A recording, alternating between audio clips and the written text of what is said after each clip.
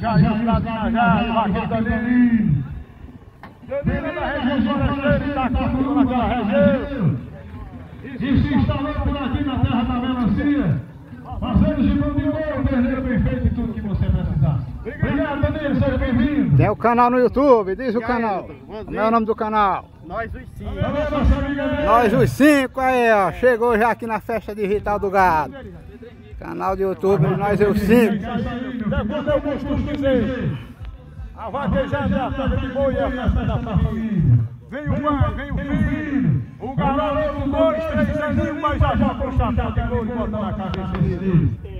E ele já se sente um vaqueiro e vai crescendo com aquela amizade, com aquele carinho, aquela paz no coração e o orgulho de ver o seu vaqueiro, o seu pai e o seu avô.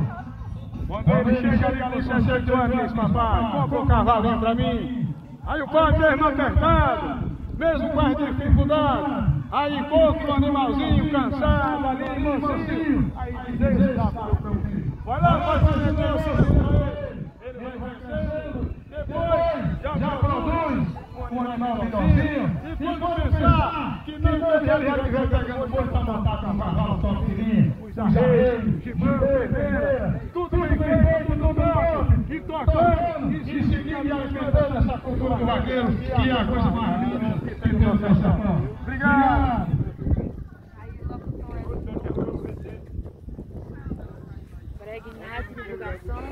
Escreve lá no canal também. Brega na divulgação e nós cinco, é cinco, como é o nome? Nós os cinco. Nós os cinco, estamos juntos aí.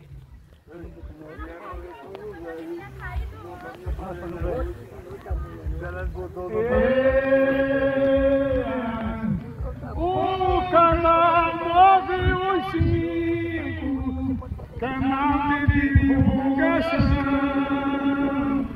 tá na rede social e tá na televisão, também tá no meu remédio e também principalmente aqui no meu coração.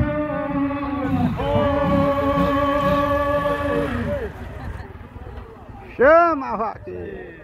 Esse é o Eli Nunes aí, locutor oficial das festas de vaquejada do nosso sertão Pernambuco. Vai para Alagoas também. Deus quiser, Deus quiser.